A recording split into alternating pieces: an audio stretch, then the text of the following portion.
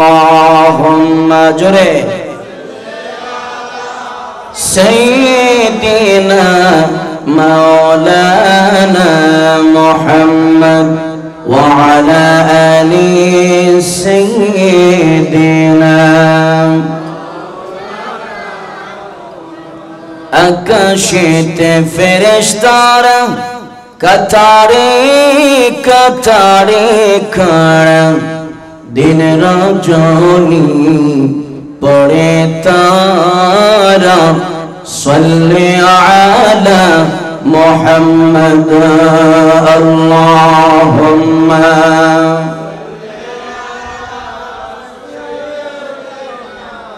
مولانا محمد وعلى آل سيدنا لا إله إلا الله جر لا إله محبت لا إله أرجر لا إله বহু দূরে মদিনা আমরা কেমনে যাব জানি না ভজন বহু দূরে মদিনা আমরা কেমনে যাব জানি না দয়া করো দয়াল আল্লাহ দয়া করো দেখাও সোনার মদিনা লা ইলাহা জোরে জোরে লা ইলাহা আল্লাহ আল্লাহ আল্লাহ আল্লাহ আল্লাহ আল্লাহ আল্লাহ আল্লাহ আল্লাহ আল্লাহ আল্লাহ আল্লাহ আল্লাহ তুমি মেহেরবান গো নবী তুমি মেহেরবান ও নবীজি তুমি মেহেরবান আল্লাহ আল্লাহ আল্লাহ আল্লাহ আল্লাহ আল্লাহ আল্লাহ আল্লাহ তুমি মেহেরবান গো নবী তুমি মেহেরবান ও নবীজি তুমি মেহেরবান আল্লাহ আল্লাহ আল্লাহ আল্লাহ লা ইলাহা ইল্লাল্লাহু মুহাম্মাদুর রাসূলুল্লাহ। মুহররমের 10 তারিখ 61 হিজরিতে কারবালার প্রান্তরে যিনি শহীদ হয়েছেন তিনি কে? যিনি দুনিয়ার জমিনে বসে জান্নাতের সার্টিফিকেট পেয়েছেন, জোরে বলুন সুবহানাল্লাহ। ইমাম হুসাইন আলাইহিস সালাম যিনি একদিকে আহলে বায়াত ছিলেন, একদিকে আমার নবীজির সহচর ছিলেন, সাহাবী ছিলেন। ইমাম হুসাইন গো আপনার থেকে আপনার একটু পরিচয়টা জানতে চাই। ওই ইমাম হুসাইন আপনি দুনিয়ার জমিনে বসে জান্নাতি সার্টিফিকেট পাওয়ার পরেও কারবালার ময়দানে আপনি কেন শহীদ হয়েছেন? ইমাম হুসাইন ডাক দিয়ে বলবে, আমি কারবালার ময়দানে 10 মুহররম 61 হিজরিতে রোজ শুক্রবারে নিজের বুকের তাজা রক্ত জমিনে ঢেলে দিয়েছিলাম শুধুমাত্র আমার নানা জানের ইসলামকে রক্ষা করার জন্য। আর হুসাইন আপনার আম্মা জানের নাম কি? আপনার আম্মা জানের পরিচয়টা কি? আমাদেরকে একটু বলুন। ইমাম হুসাইন ডাক দিয়ে বলে, ও দুনিয়ার মানুষ, আমার আম্মা জানের পরিচয়টা যদি তোমরা জানতে চাও, আমার নবীজির আমার নানা জানের হাদিসে মুবারাকা তোমরা তেলাওয়াত করো। আমার নবীজির হাদিসে মুবারাকা তোমরা একটু অনুসরণ করো। আমার আম্মা জান তো তিনি ছিলেন, আমার আম্মা জানকে দুনিয়ার জমিনে আমার নানা জান জান্নাতের সার্টিফিকেট দিয়েছেন। যিনি আমার পূর্বে তাকরীর করেছেন মাওলানা খলিলুর রহমান আল কাদেরী সাহেব, তিনি সুন্দর করে বলেছেন, ফাতিমাতু সাইয়্যিদাতু নিসাই আহলিল জান্নাহ। আমার নবী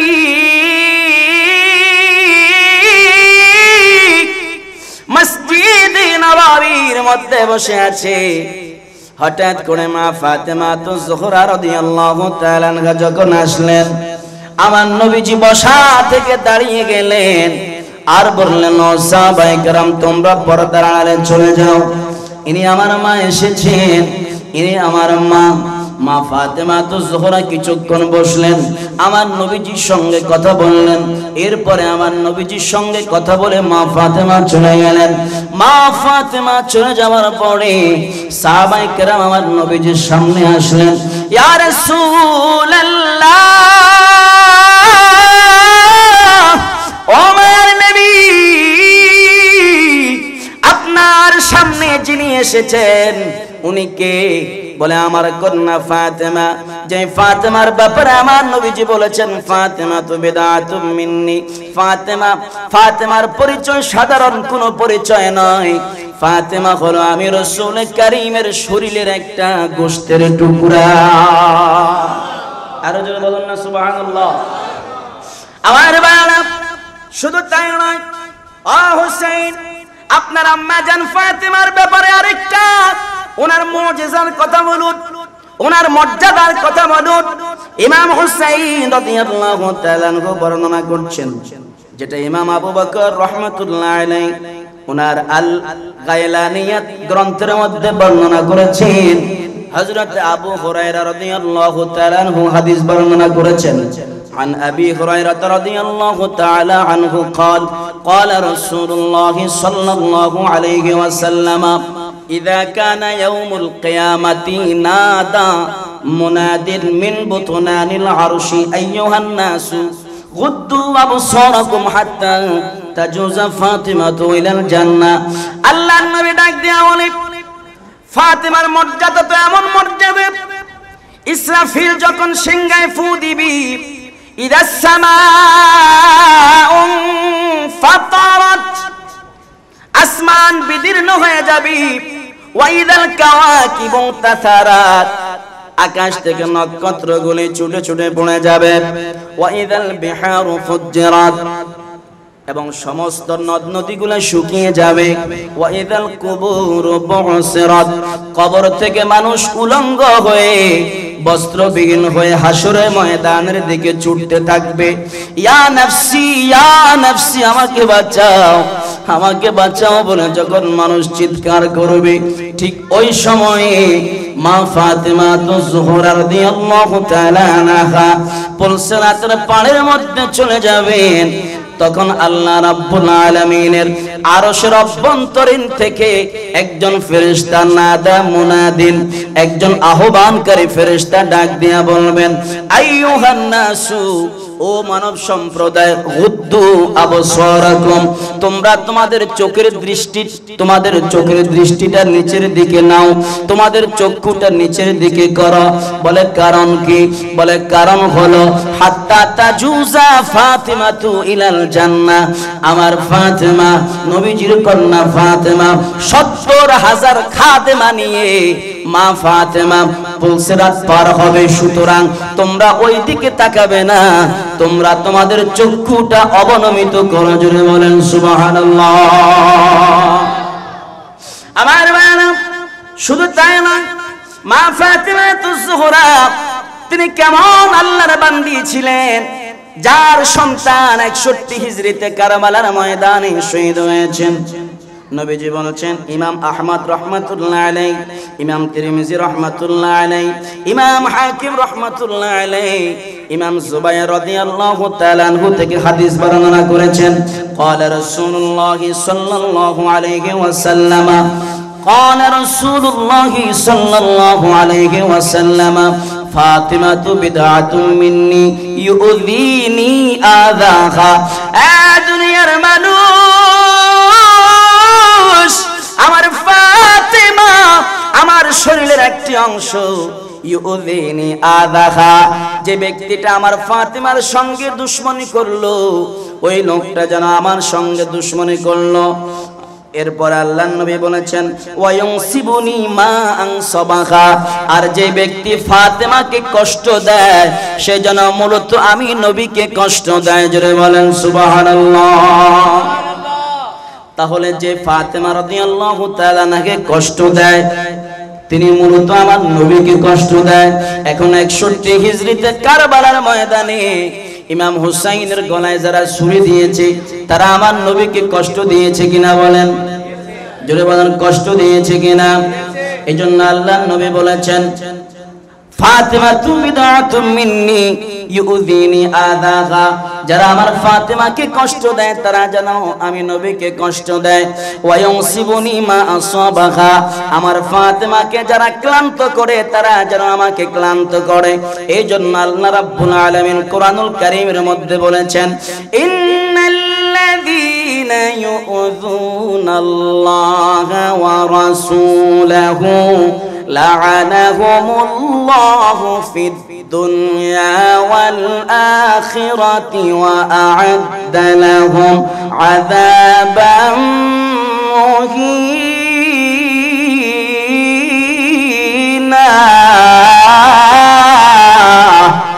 بلن الله أكبر بسم الله الرحمن الرحيم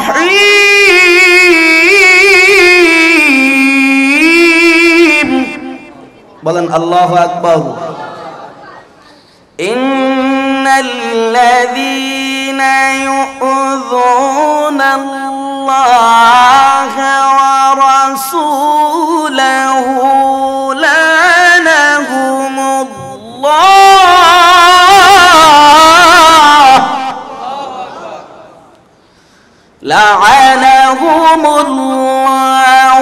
ফিদ দুনিয়া والآخرة وأعد لهم عذابا مهينا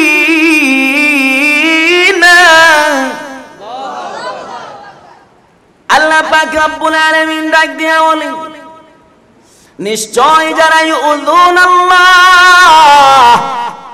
আল্লাহকে কষ্ট দেয় ওয়া রাসূলাহু এবং আমার নবীজিকে কষ্ট দেয় লা'আনাহুমুল্লাহু ফিদ দুনিয়া ওয়াল আখিরাহ আল্লাহ পাক রব্বুল আলামিন তাদের উপরে দুনিয়া আখিরাতে লানত বর্ষণ করতে থাকে। জোরে বলেন নাউযুবিল্লাহ।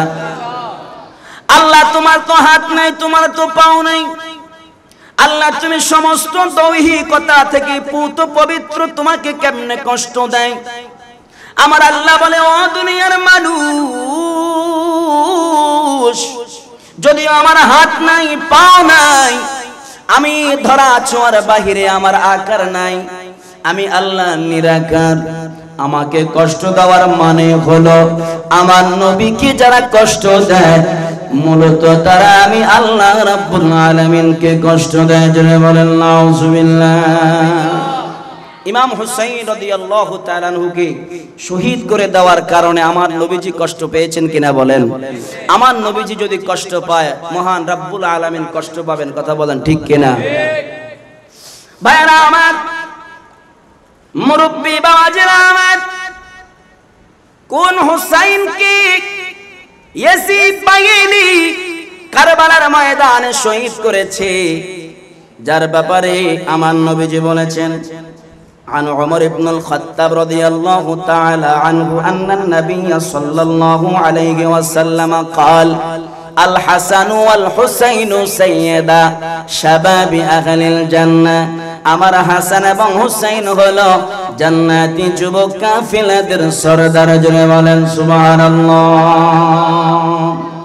শুধু তাই নয় হাসান হুসাইনের ব্যাপারে আমার নবীজি বলেছেন عن عبد الله بن عمر رضي الله عنهما قال قال رسول الله صلى الله عليه وسلم إن الحسن والحسين هما ريحانتايا من الدنيا আমার নবীজি বলেছেন ও বিশ্বের মানুষ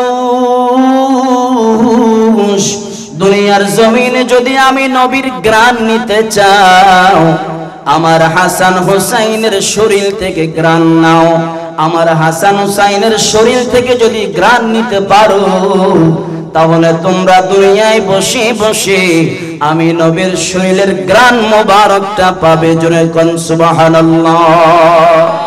এই জন্য আমার নবীজি যখন ইমাম হাসান ইমাম হুসাইন রাদিয়াল্লাহু তাআলা আনহুমার সঙ্গে দেখা হতো নবীজি আমার ইমাম হাসান হুসাইনের মাথা মুবারকের মধ্যে নাক মুবারকটা লাগাইতেন।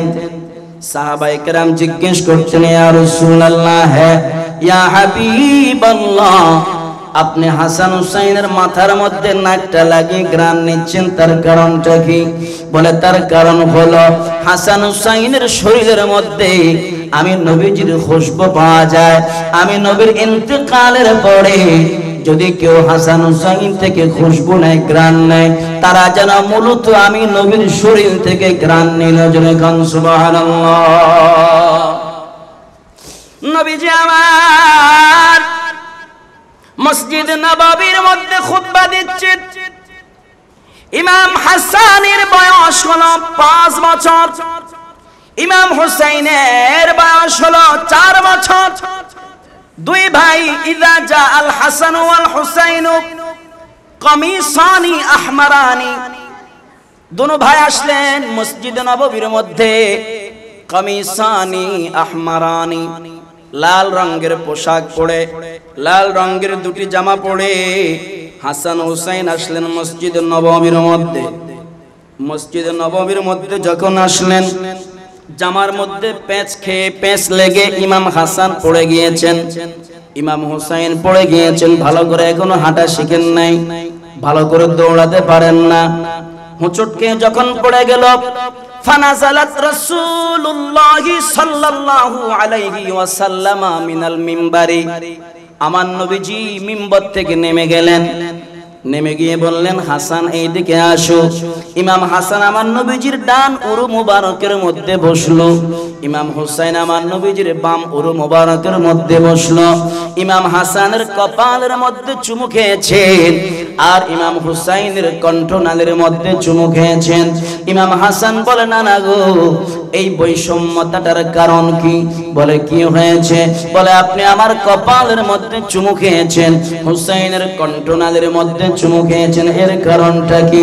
বলে নানা রে ও নানা হাসান রে তোমার কপালের মধ্যে আমি চুমা খেয়েছি এই জন্য, তার কারণ হলো ইয়াজিদ বাহিনী তোমাকে বিষ প্রয়োগের মাধ্যমে শহীদ করে দিবে আর আমার হুসাইনকে কণ্ঠনালী দিয়ে ছুরি চালিয়ে শহীদ করে দিবে। 61 হিজরিতে 10 মুহররম জুমাবার কারবালার ময়দানে আমার হুসাইনের গলার মধ্যে ছুরি চালিয়ে দিবি ও হাসান রে, আমার হুসাইনের কণ্ঠনালীর মধ্যে আমি এই জন্য চুমু দিয়েছি ইয়াজিদ বাহিনী সীমার যেন আমার হুসাইনের কণ্ঠনালী দিয়ে ছুরি চালাইতে না পারে, এই জন্য আমি চুমু দিয়ে হুসাইনের কণ্ঠটা শক্ত করে দিলাম। আর জোরে বলুন না সুবহানাল্লাহ। লম্বা চূড়া আলোচনা করার সময় নাই, গভীর রাত হয়ে গেছে আমার মায়েরা। ইমাম হুসাইন রাদিয়াল্লাহু তাআলা আনহু 61 হিজরিতে 10 মুহররম কারবালার ময়দানে তিনি উপস্থিত ছিলেন। ফোরাত নদীর পানি বন্ধ করে দিয়েছে।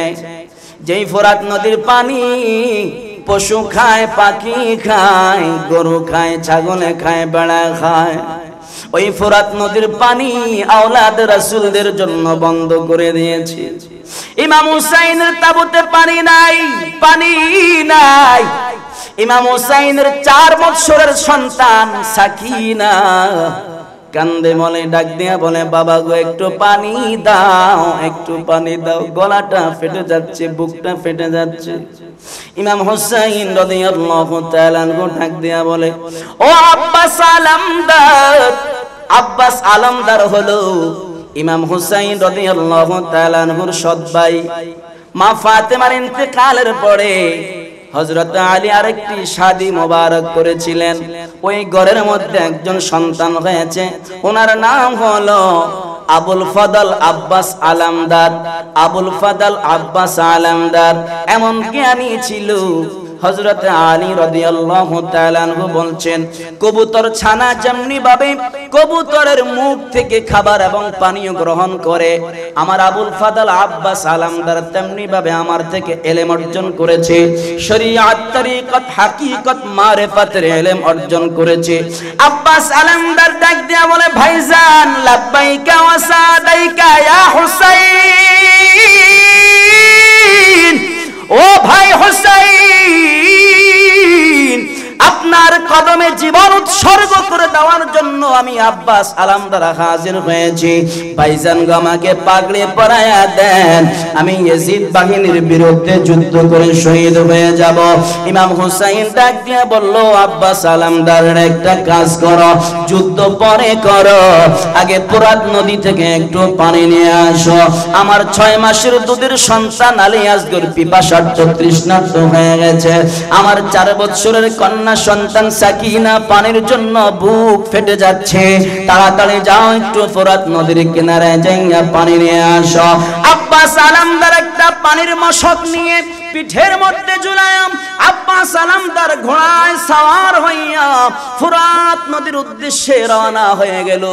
ফোরাত নদীর পানে উনি যখন চলে গেলেন, ইয়াজিদ বাহিনী চতুর্দিক থেকে ওনাকে ঘেরাও করে ফেললো।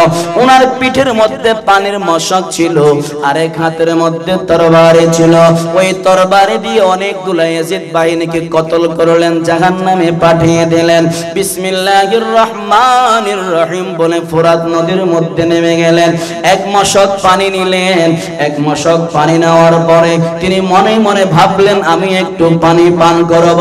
হঠাৎ করে বিবি সাকিনার কণ্ঠে আওয়াজ আসে, চাচ্চু,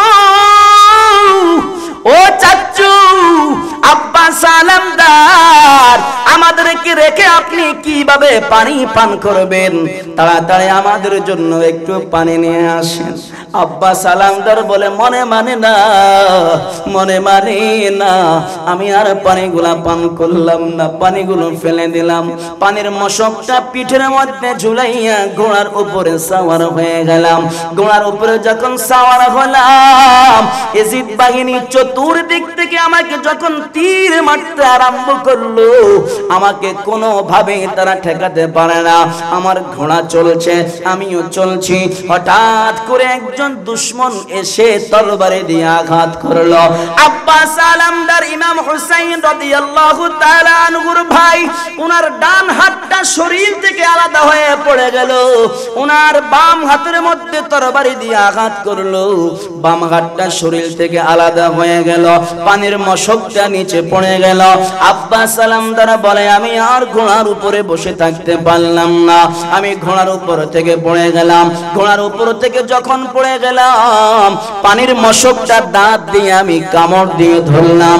আমার মনে মনে চিন্তা, আমি যদি একটু পানি ইমাম হুসাইনের তাবুর মধ্যে পৌঁছাতে পারি, আওলাদ রাসূলগণ পানি পান করবে,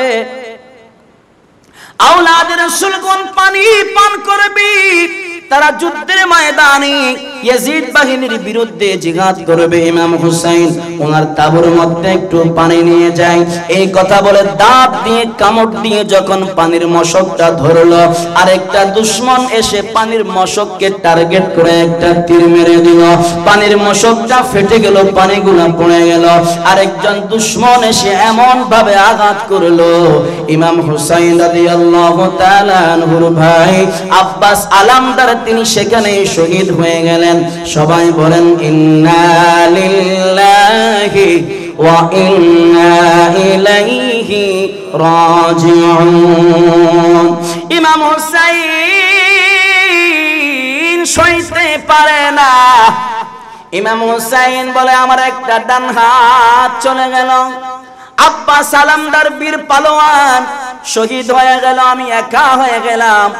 ইমাম হুসাইন হাঁটু গেড়ে জমিনের মধ্যে বসে গিয়েছেন। আকাশের দিকে তাকায় বলে আল্লাহ আল্লাহ, আমার নানা 54 বছর আগে ভবিষ্যৎবাণী করেছে আমি হুসাইন কারবালার ময়দানে শহীদ হয়ে যাব। আল্লাহ আমার ভাই আব্বা সালামদার শহীদ হয়ে গেল, আমিও নেমে যাচ্ছি তোমার রাস্তায়। এই কথা বলে ইমাম হুসাইন ডান হাতে তরবারি নিলেন, বাম হাতের মধ্যে তিনি কুরআনুল কারীম নিলেন। তুমর দে মুসলমান হে তুমর দে মুসলমান, एक हाथ में तलवार और एक हाथ में कुरान, एक हाथ में तलवार एक हाथ में कुरान। एक हाथे तलवार অন্য হাতে কোরআন নিয়ে ইমাম হুসাইন ইয়াজিদ বাহিনীর বিরুদ্ধে যখন যুদ্ধ করতে আরম্ভ করলো, ইমাম হুসাইন হঠাৎ করে যখন ক্লান্ত হয়ে গেলেন, ফোরাত নদীর কিনারে যাইয়া ফোরাত নদীর মধ্যে নেমে গেলেন। এক কুশ পানি নিলেন, এক মুষ্টি পানি নিয়ে তিনি মুখের কাছে নেবেন। এমন সময় পানির থেকে আওয়াজ আসতেছে, ইমাম আলী আসগরের কণ্ঠে আওয়াজ আসছে, গো বাবা, যে পানির জন্য আমি শহীদ হলাম, যে পানির জন্য আপনার ভাই আব্বাস আলামদার শহীদ হয়ে গেল, বাবা গো ওই পানিটা আপনি কিভাবে পান করবেন? ইমাম হুসাইন বলে আমি পানিগুলো ফেলে দিলাম, আর পানিগুলো খাইলাম না। ইমাম হুসাইন যুদ্ধের ময়দানে চলে এসেছেন। যুদ্ধের ময়দানে আসার পরে জিহাদ করতে করতে করতে করতে চতুর্দিক থেকে ইয়াজিদ বাহিনী 21টি তরবারি দিয়ে আঘাত করলো, 121টি তীরের আঘাত করলো, প্রায় 27টি বল্লমের আঘাত করলো। ইমাম হুসাইন রাদিয়াল্লাহু তাআলা আনহু হাত মুবারক কেটে গিয়েছে। হুসাইনের বুকে বসে ইয়াজিদ পাশান সীমারে সে, হুসাইনের বুকে বসে ছুরি দিয়ে কাটে গলা রইল না আর প্রাণ, ছুরি দিয়ে কাটে গলা রইল না আর প্রাণ। রক্তে লালে লাল হইল কারবালা ময়দান, বলেন রক্তে লালে লাল হইল কারবালা। ইমাম হুসাইন রাদিয়াল্লাহু তাআলা আনহু ডাক দিয়া বলে, সীমার রে, আসীমান আমাকে শহীদ করে দেবা, এতে কোনো সন্দেহ নেই। সীমার রে, তোমার কাছে আমার আবেদন, আমাকে 2 রাকাত নামাজ পড়ার সুযোগ দাও।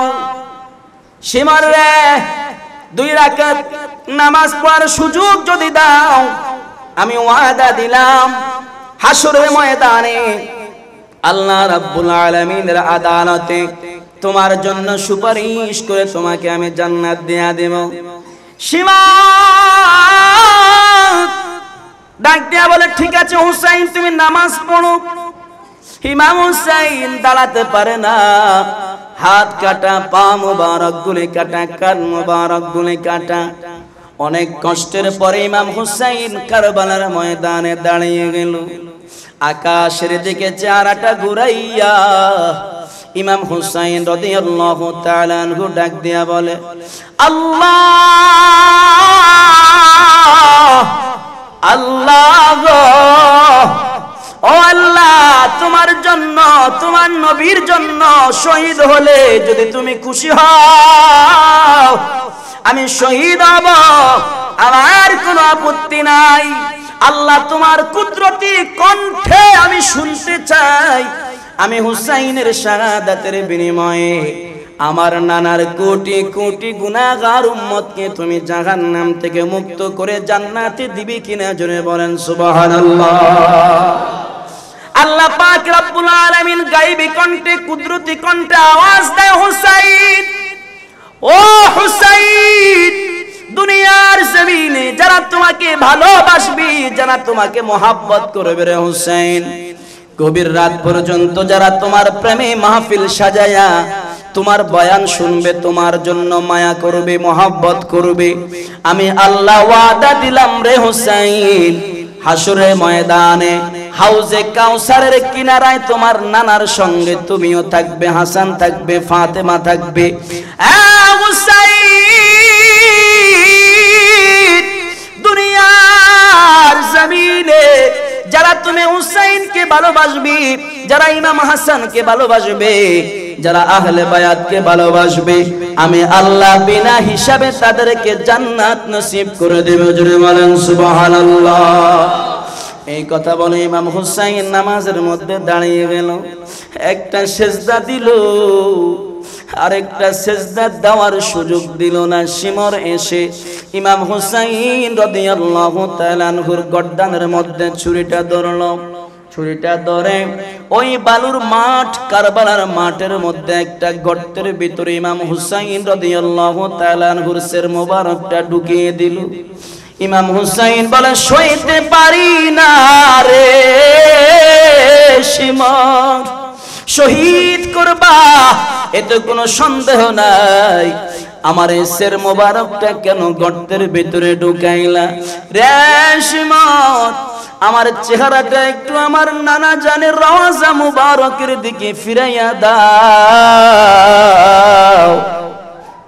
শিমর রে, আমার চেহারাটা মদিনার দিকে একটু ঘুরাইয়া দাও। ইমাম হুসাইনের শির মোবারকটা মদিনার দিকে ঘুরাইয়া দেয়। ইমাম হুসাইন ডাক দিয়ে বলে, নানা গো, ও নানা, কত সাহাবী আপনার চেহারা দেখে জীবন দিয়ে দিয়েছে, তাদের একটা অনুভব হয়নি, সেই অনুভূতি হয়নি, কোনো কষ্ট হয় নাই।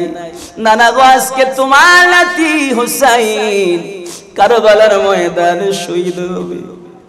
ও নানা, তুমি আমাকে যখন শিমর আমার গর্দানে ছুরি চালাবি, নানা গো, আমার পাশে তুমি থাকবানি। রওজা মুবারকের মধ্যে কম্পমান সৃষ্টি হয়ে গেল, ভূমিকম্প সৃষ্টি হয়ে গেল। নবীজির সাহাবী হযরত আনাস রাদিয়াল্লাহু তাআলা আনহু বলে, আমি মদিনা পাকের মধ্যে ছিলাম, হঠাৎ করে একটা ভূমিকম্প আরম্ভ হয়ে গেল। আমার দয়াল নবীজির রওজা মুবারকটা কাঁপতে আরম্ভ করলো, চোখে আর কিছু দেখলাম না। আমি আনাসের তন্দ্রা এসে গেল, ঘুম এসে গেল। হঠাৎ করে দেখি মদিনার কামলিওয়ালা নবী আমাকে এসে ডাকতেছে, আনাস রে উঠো, ও আনাস উঠো। আমি ঘুম থেকে উঠে গেলাম, ঘুম থেকে উঠে দেখি দয়াল নবীজি আমার সামনে দাঁড়িয়ে আছে। আমার নবীজির দাড়ি মোবারকের রক্ত, আমার নবীজির চুল মোবারকের মধ্যে রক্ত, আমার নবীজির জুব্বা মোবারকের মধ্যে রক্ত। আমি বললাম, নবীজি গো, ও মায়ার নবী, দাড়ি মোবারকের রক্ত, চুল মোবারকের মধ্যে রক্ত, কারণ কি?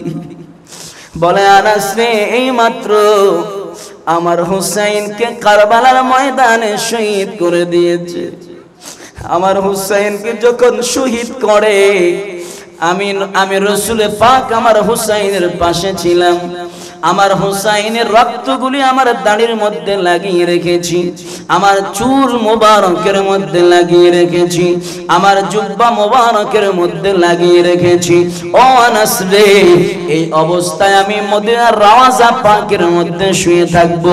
ইসরাফিল যখন সিংহায় ফু দিবে, যখন কিয়ামত হয়ে যাবে, আমি এই অবস্থায় আল্লাহ রাব্বুল আলামিনের আদালতের মধ্যে মামলা দায়ের করব, আর বলবো, আল্লাহ, আমার হুসাইনের কি অপরাধ ছিল, আমার হুসাইনের কি অন্যায় ছিল। আল্লাহ, আমার হুসাইনের প্রতিটি ফোঁটা রক্তের বিনিময়ে আমার কোটি কোটি গুনাহগার উম্মতকে তুমি জান্নাত দান করে দাও। কারবালার করুণ কাহিনী আয়, কারবালার করুণ কাহিনী নবীর আওলাদ শহীদ করলো, নবীর আওলাদ শহীদ করলো নিষ্ঠুরে জিদেরা কারবালার করুণ কাহিনী যায়, কারবালার করুণ কাহিনী। ইমাম হুসাইনের শের মুবারকটা তীরের আগায় লইয়া সীমার রওনা হয়েছে। হঠাৎ করে একজন পাদ্রীর সঙ্গে দেখা হয়ে গেল।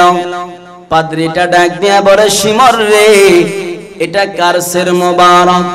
বলে, এটা ইমাম হুসাইনের শের মুবারক। বলে, ও সীমর, তোমাকে ইয়াজিদ যা পুরস্কার দিবে তার চাইতে আমি বেশি পুরস্কার তোমাকে দেব। সীমরের শর্ত হলো আজকে রাতের জন্য তুমি আমার বাড়িতে মেহমান হয়ে যাও।